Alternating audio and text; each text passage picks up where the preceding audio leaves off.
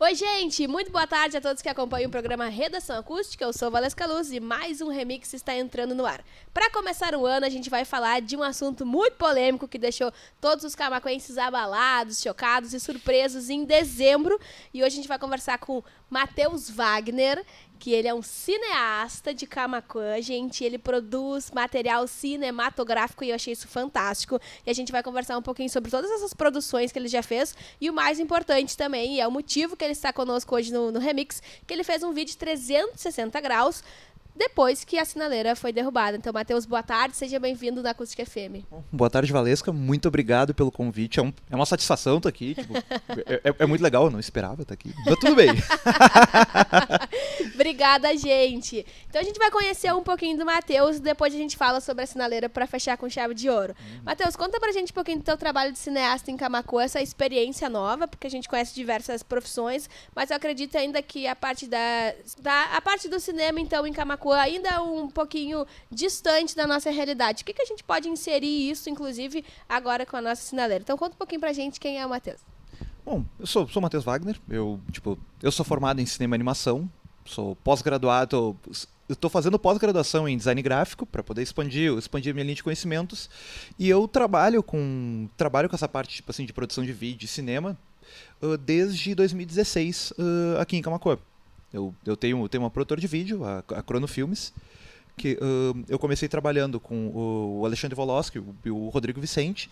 Hoje eu estou trabalhando sozinho porque cada um acabou seguindo para um caminho e eu assumi a parte, tipo assim, vou ficar com a parte toda do vídeo ali e hoje tô aqui produzindo. Que faz parte também da tua profissão, né? Com certeza, né? Então... Faz todo sentido, então, tu continuar na produtora. Sim. Então, e aí aqui eu tô fazendo as produções aqui, tô começando agora 2020 já, tipo... Com a situação da sinaleira ali, eu pensei, não, eu vou tentar puxar alguma coisa assim para poder lembrar da importância histórica e cultural da sinaleira para a cidade. Eu pensei, cara, eu tenho uma câmera 360 em casa. Que maneiro. E a sinaleira não tá ali, sabe? Como a sinaleira nos viu durante todo esse tempo? E a partir disso, eu tive uma ideia.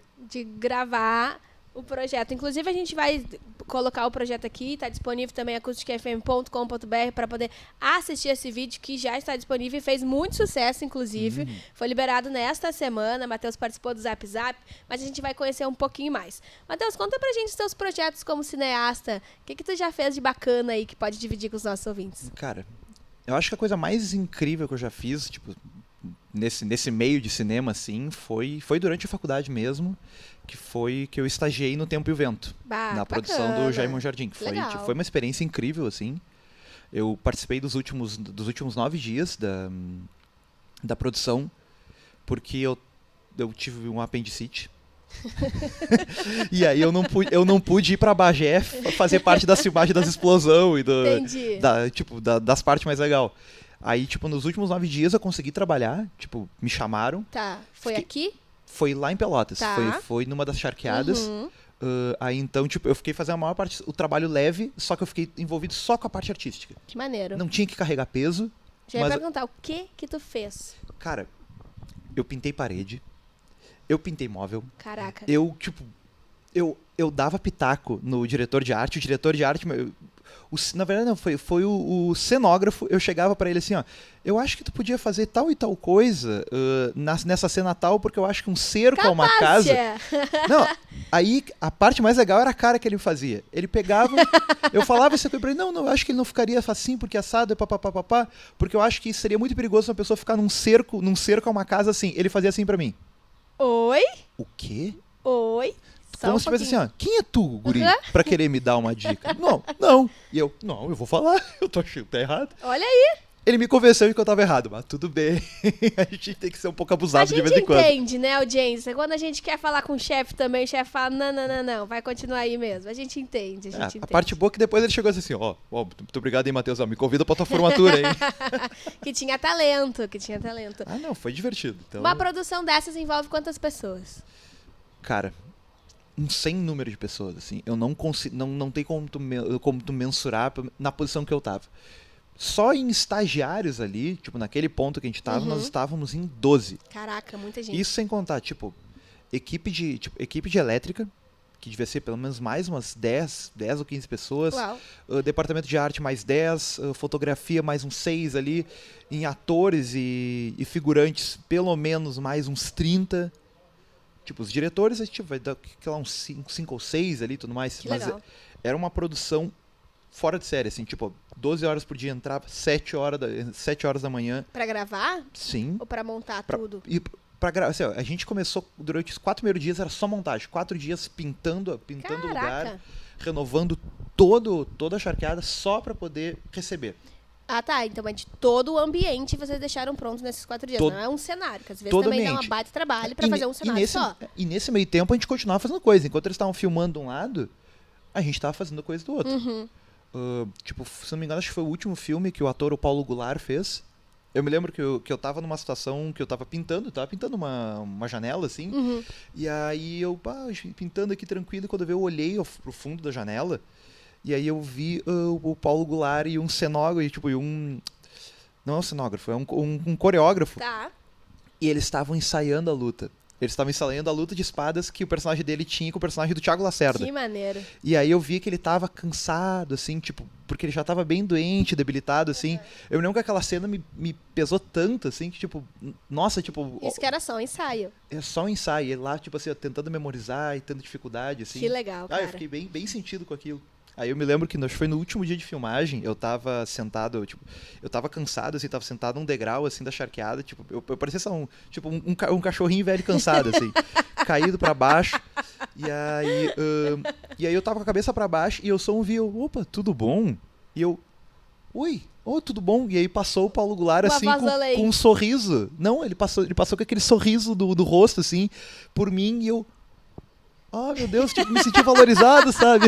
Eu sou só um Que estagiário. legal, cara. Que maneiro. Sem dúvida é uma construção de muitas histórias, né? Foi uma experiência incrível, assim. Então, Quanto tempo levou pra gravar? Sei lá, tu tens noção? o filme todo eu acho que foram uns 45, 60 dias. Porque eles começaram gravando em Pelotas, aí eles gravaram só umas 2 semanas, aí eles foram pra Bagé, ficaram mais 3 semanas, um mês, e aí depois eles voltaram direto pra Pelotas fazer as cenas finais.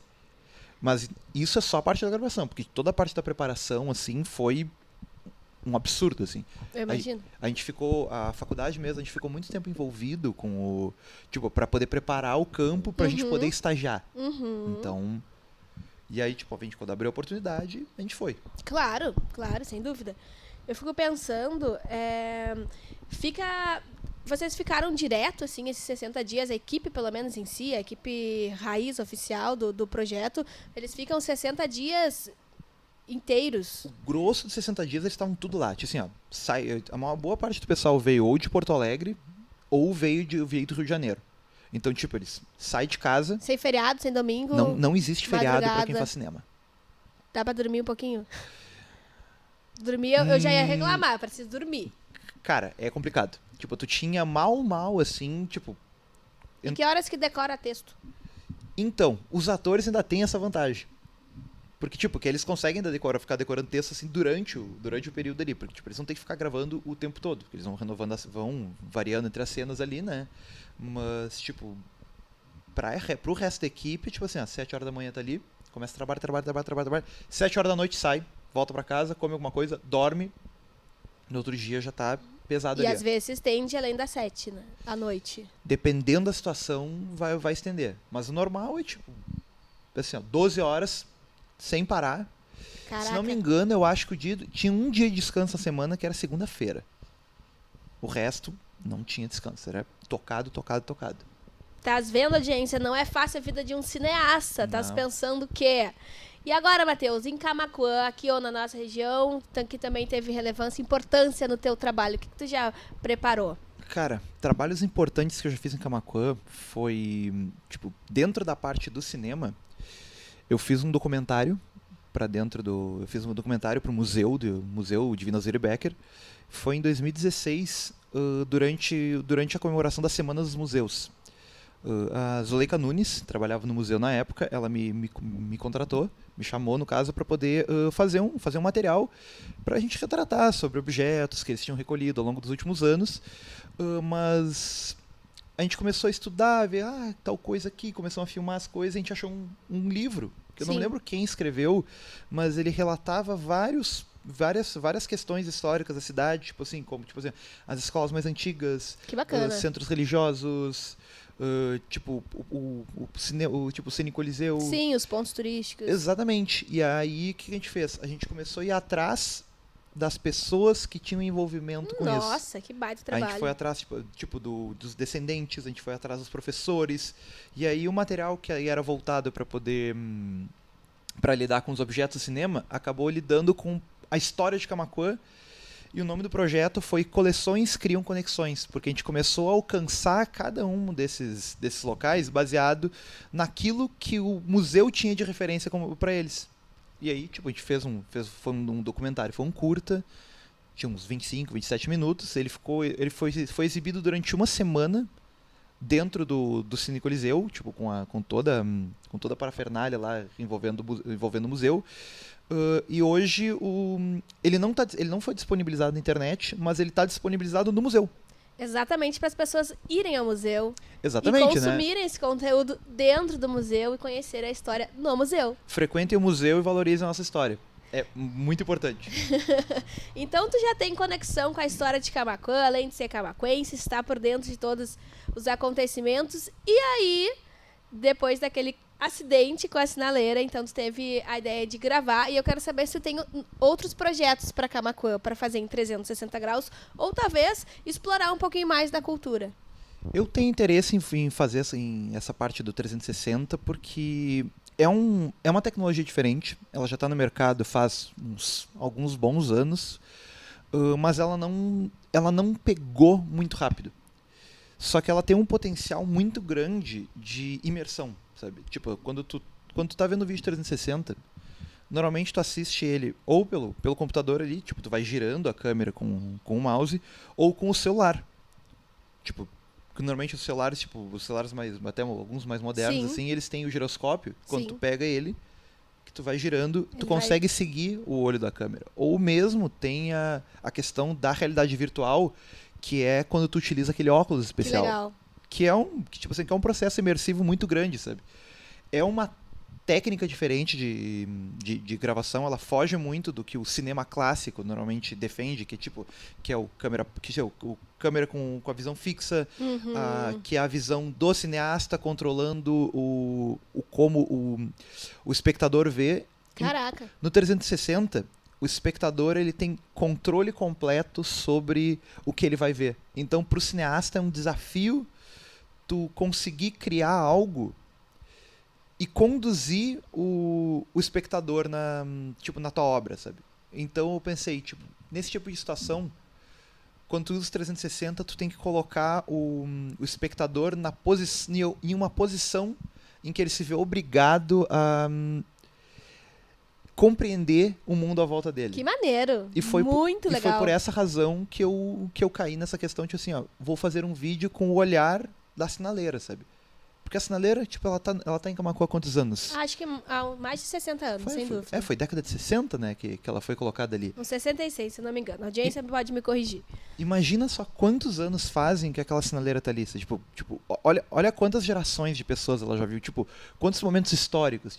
Nós passamos por todo o período da ditadura, passamos pelo período da renovação democrática, passamos por quantos títulos de futebol que as pessoas vão lá para comemorar, sabe? É verdade, quem comemorou, comemorou. Sim. Agora não adianta mais. E as pessoas têm uma relação muito importante, assim, um respeito, sabe, por aquele lugar. Então eu achei que foi... É um patrimônio histórico da cidade, né? Sim. Não adianta.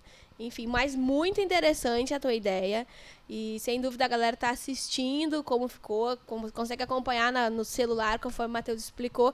Muito bacana, tá disponível facebook.com/acusticfm. E pra gente já encerrar, spoiler dos próximos locais que tu vai explorar, ou projetos pra 2020 em Camaquã, Matheus. Um dos meus favoritos, que eu com certeza vou explorar, é a prainha. Eu A adoro prainha é maneira, né? Não, assim, porque tem que ir dentro d'água, tem que ir lá no... Não. Na ponta do trapiche tá valendo. É o suficiente pra poder pelo menos enxergar a fogueira. Tá. Cara, mas tem todas as praças, tem o pórtico da cidade, tem Você tem tanto, o Camaquã tem tanta coisa, assim, tipo, tanto material histórico, assim, pra gente poder valorizar, sabe? Tipo, eu passei muitos anos longe de Camaquã, tipo, eu estudei, tipo, eu fiquei 9 anos em Pelotas, tipo, fazendo, tipo, eu fiz ciência da computação, eu saí de lá, fiz cinema e animação, tentei fazer engenharia civil, não consegui, números não me amam. E aí eu sempre pensava assim, não queria voltar pra Camaquã. Tipo, eu gosto de outras cidades. Aí quando eu voltei pra Camaquã em 2013, A vida deu certo. eu percebi que o maior erro da minha vida foi um dia dizer que eu não gostava de Camaquã. Bah. Tipo, nunca eu fui tão feliz em estar errado. Porque Camaquã é maravilhosa, sabe? Tipo, voltar pra Camaquã pra mim foi uma das melhores coisas. Se um dia eu eventualmente tiver que sair daqui, eu vou levar Camaquã comigo, sabe? Que legal, Matheus. Muito bacana a tua história. Vou deixar disponível aqui o link pra galera acompanhar. Vou transmitir aqui. Vamos projetar uns trabalhos novos pra gente gravar com remix também. Não, com certeza. Assim, ó, se tu me chamar aqui, eu venho. Pode ser a qualquer horário, sabe como é que é? De vez em quando é meio difícil a gente acordar muito tarde ali. Vida de cineasta é um troço complicado, né? Sei como é que é. Tem que ficar consumindo produções cinematográficas no período da noite, né? Então... Matheus, obrigada pela tua presença. Sempre bem-vindo na Acústica FM. Capaz, foi uma satisfação, viu? E muito obrigado a todo mundo que está assistindo. Gente, eu volto na próxima quinta-feira com novas histórias e vocês continuam acompanhando o programa sempre nas nossas plataformas digitais. Até mais. Até mais. Tchau, tchau.